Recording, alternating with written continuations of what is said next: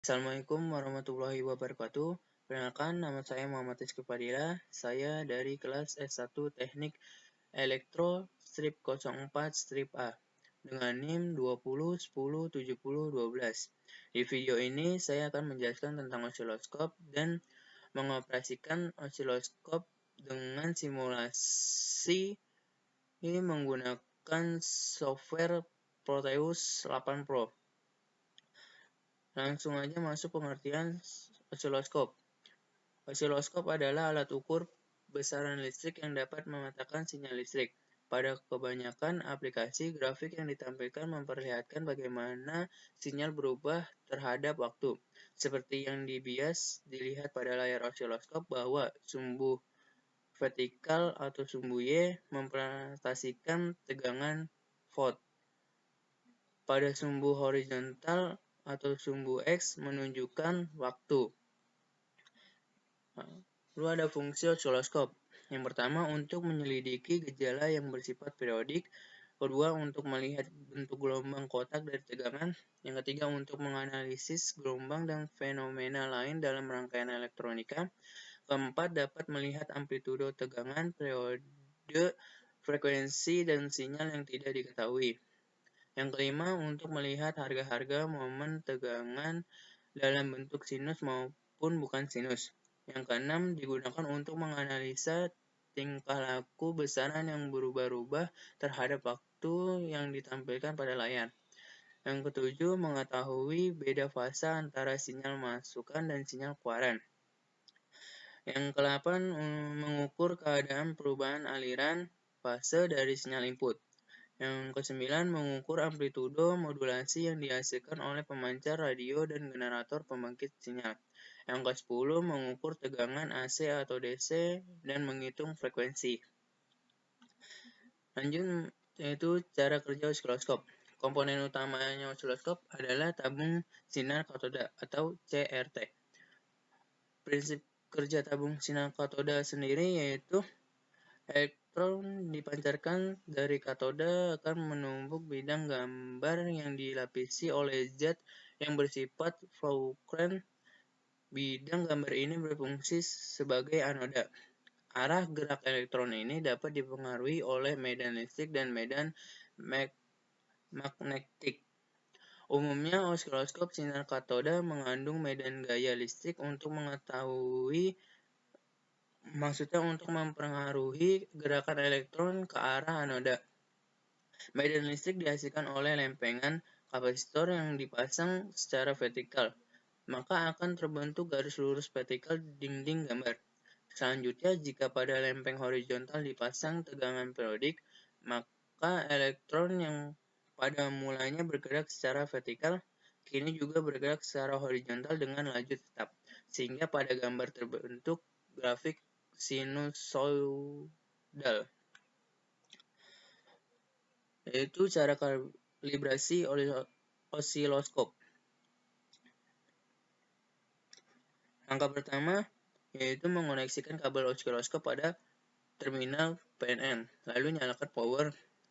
Jika sudah nyala, amatin layar monitor yang tampak di layar adalah harus garis lurus mendatar. Jika tidak ada masukan sinyal. Langkah kedua yaitu atur fokus, intensitas, kemiringan, vertikal posisi, dan horizontal posisi. Dengan mengatur posisi tersebut, kita nanti bisa mengamati hasil pengukuran dengan jelas dan memperoleh hasil pengukuran dengan teliti. Yang ketiga, menggunakan tegangan referensi yang terdapat di osiloskop. Maka kita bisa melakukan kalibrasi sederhana.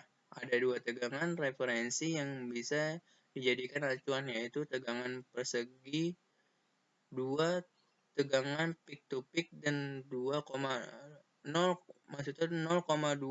tegangan peak to peak dengan frekuensi 1 kHz. Langkah keempat, tempelkan probe pada terminal tegangan acuan, maka pada layar monitor akan muncul tegangan persegi.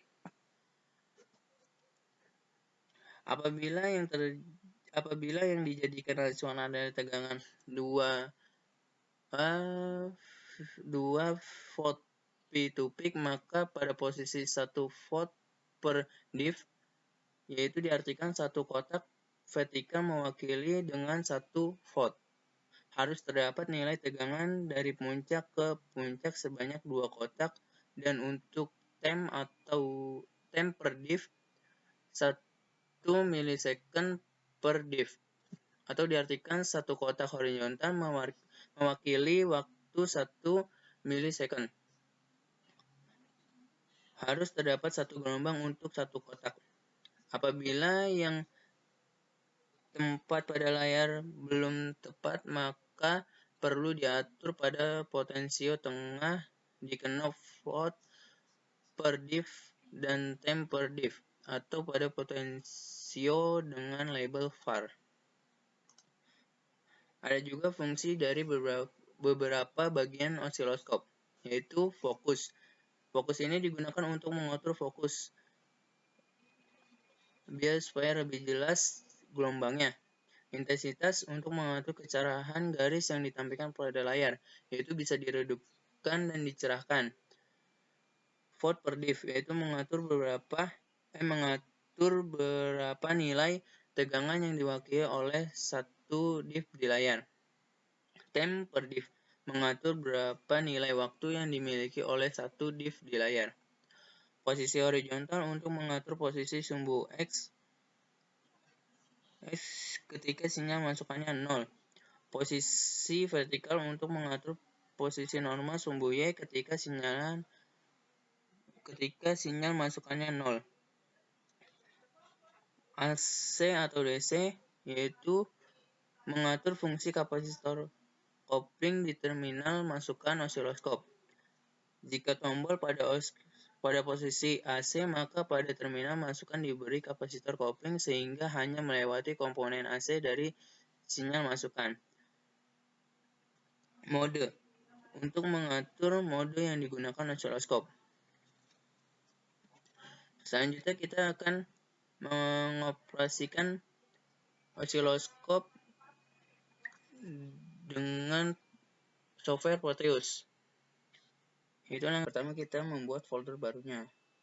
Nah, di sini kita menamakan folder barunya tersebut. Di sini saya menamakan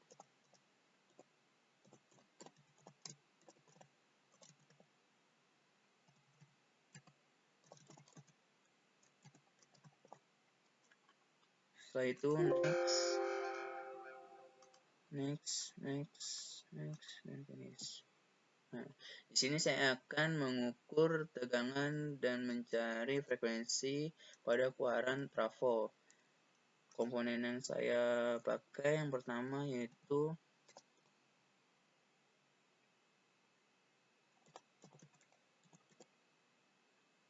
alternator, yang kedua itu tran 2 SBP.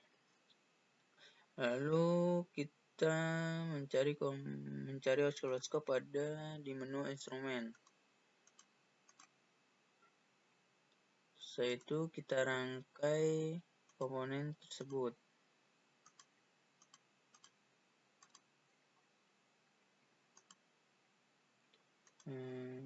Dan untuk grounding ada di menu terminal.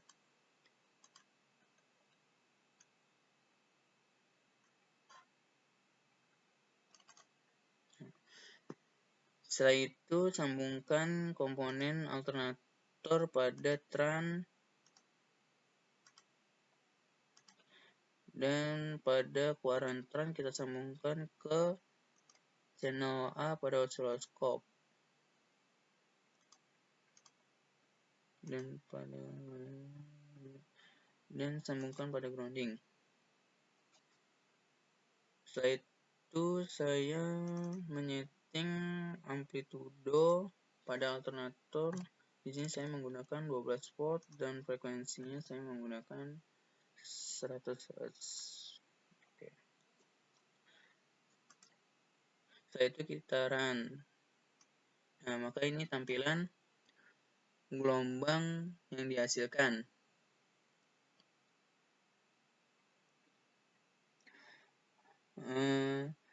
Di osiloskop ini memiliki 4 channel tergantung spek dari osiloskop tersebut.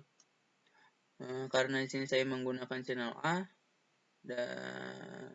dan channel B, C, dan D ini tidak saya gunakan, maka saya off-kan untuk memudahkan pengukuran.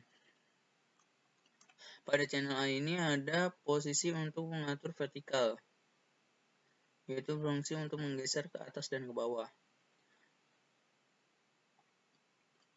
Dan di horizontal juga ada posisi untuk mengatur ke kiri dan ke kanan pada gelombang untuk mengepaskan dan memudahkan untuk pengukuran. Setelah itu, cara untuk mengukur tegangannya itu di mana satu kotak ini bernilai dengan skala yang digunakan. Dan di sini saya menggunakan skala 5. Berarti satu kotak ini bernilai 5. Maka kita hitung kotak ke vertikal atau ke atas. Karena rumus tegangan itu yaitu tinggi dikali skala yang digunakan. Berarti 1, 2, 3, 4, 5. Berarti 5 kotak. 5 kotak dikali skala yang digunakan yaitu 5. Nah, ketika itu vote peak to peak-nya sudah ketemu, maka kita mencari VRMS-nya, yaitu dengan rumus 0,5 dikali 0,7 dikali hasil vote peak to peak-nya. Tadi peak to peak-nya hasilnya dengan 25. Maka hasil VRMS-nya yaitu 8,7 volt. Nah, untuk mengetahui nilai frekuensinya sendiri, kita atur pada menu horizontal. Dan di sini saya atur ke skala 5.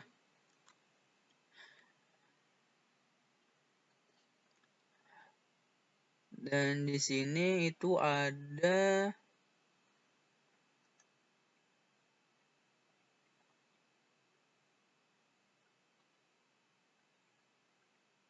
untuk memudahkan membacanya. Nah, karena di sini setengah kotak, di sini setengah kotak, dan ini ada satu kotak, maka 2 kotak yang ada.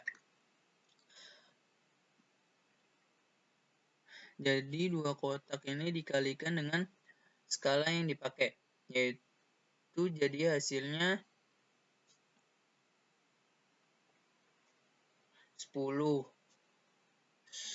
atau 0,01 second untuk periodiknya. Nah, ketika periodenya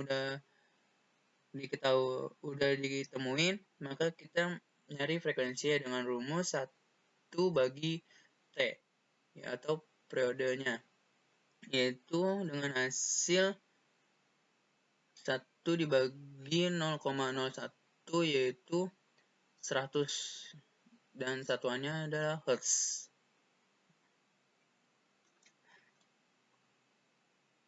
Dari kesimpulan ini,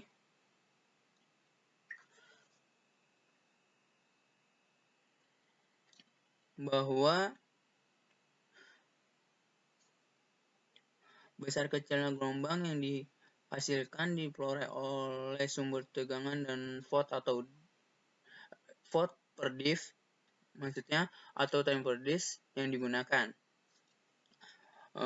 Untuk kalibrasi itu sendiri digunakan ketika ada alatnya saja. Untuk simulasi seperti ini tidak dilakukan kalibrasi atau bisa dikatakan otomatis.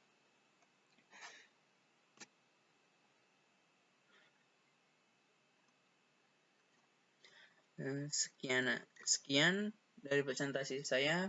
Mohon maaf bila ada kata yang kurang tepat atau kurang baik.